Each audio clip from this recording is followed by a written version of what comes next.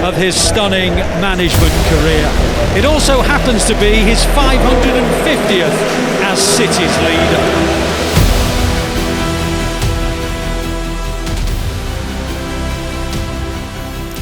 Bernabeu 10 Desember 2026. Pertempuran klasik nan sengit kembali tersaji. Layaknya dua insan yang berjodoh, untuk kesekian kalinya Real Madrid akan bersua Manchester City. Kedua klub ini sama-sama masih menyimpan gengsi dan dendam kesumat karena terbukti saling mengalahkan. Akan tetapi, gaung pertemuan mereka musim ini terasa amat berbeda. Sebab inilah duel antara murid dan guru untuk pertama kalinya di Liga Champions. Xabi Alonso sebagai sang murid akan digojlok langsung oleh mentornya Pep Guardiola. Inilah bumbu penyedap yang akan menggoreng laga ini jadi lebih gila dan panas. Beranikah sang murid kualat dengan mempermalukan mentornya?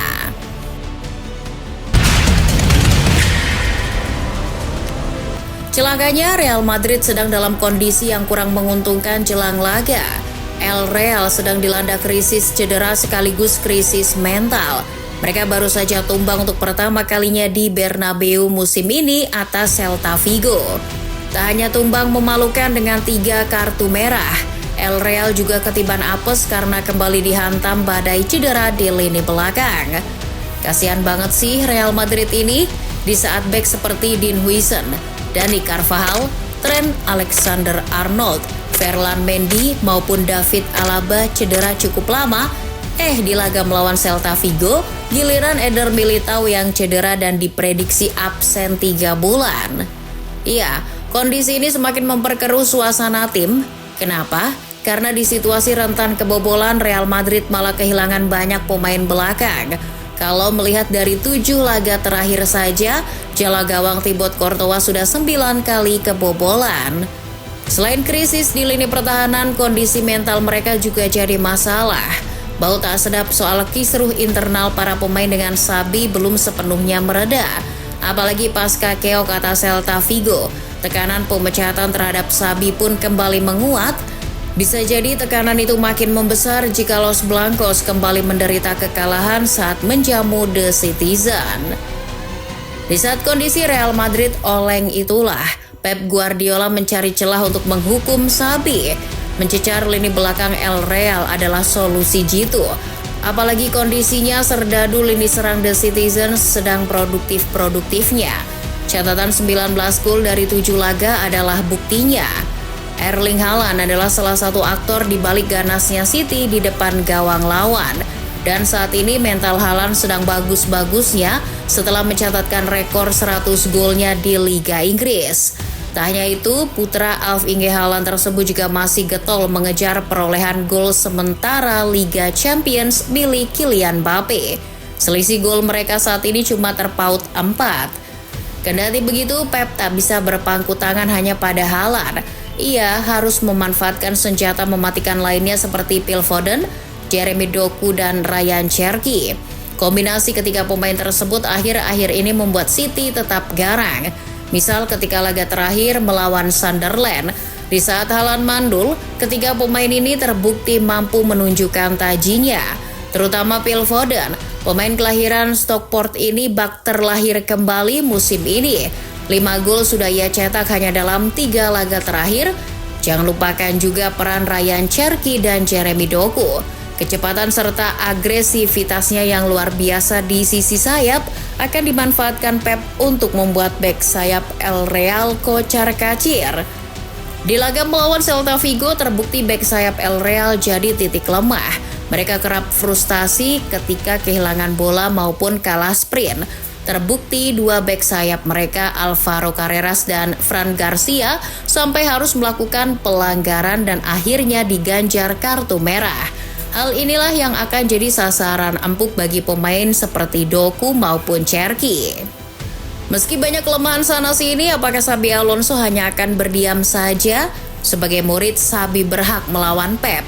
Hal pertama yang akan Xabi lakukan adalah mengantisipasi kelemahan timnya terlebih dahulu. Krisis di lini pertahanan akan coba disiasati. Ia hanya punya stok bek tengah Antonio Rudiger dan Raul Asensio. Sementara di bek kanan, Xabi hanya punya pilihan yakni menarik Federico Valverde. Untungnya di bek kiri, Alvaro Carreras dan Fran Garcia masih bisa bermain. Mereka baru absen di laga La Liga melawan Deportivo Alaves. Setelah menyiasati kekurangan timnya, Xabi harus segera membangkitkan mental anak asuhnya.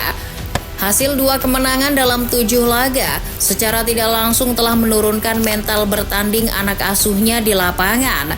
Itulah tugas maha berat Xabi di ruang ganti untuk memompa kembali motivasi pasukannya.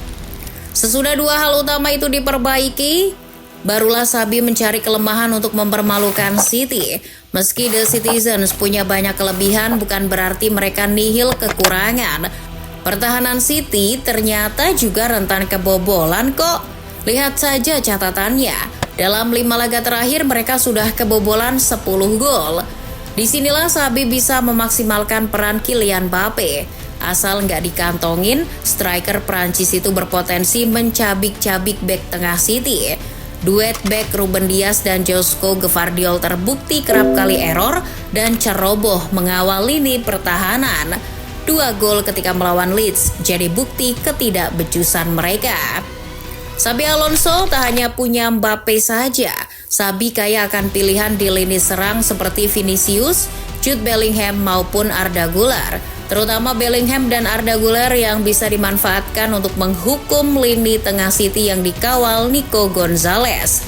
Posisi gelandang bertahan City tersebut seringkali mudah dieksploitasi lawan, seperti halnya gol yang dilesakan Iwobi maupun Chukwueze saat bersua Fulham.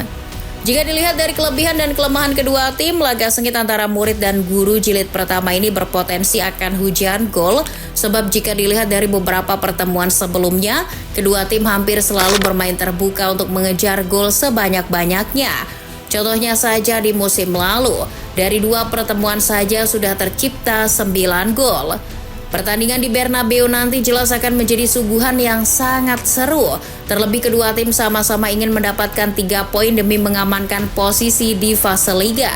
Itu wajib dilakukan karena baik City maupun Real Madrid sudah kehilangan poin di 1 laga sebelumnya.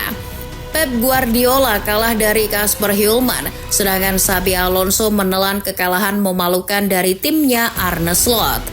Dari potensi permainan terbuka dan saling berlomba menciptakan gol, detail-detail kecil seperti kesalahan individu maupun kelebihan individu akan jadi pembeda. Siapa lengah sedikit, mereka bisa dihukum dan terkubur di Bernabeu. Bagi Xabi Alonso, laga pertama menghadapi sang mentor ini akan jadi pengalaman berharga bagi karirnya.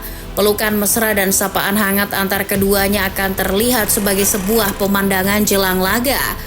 Maklum, hubungan keduanya sudah bersemi sejak lama.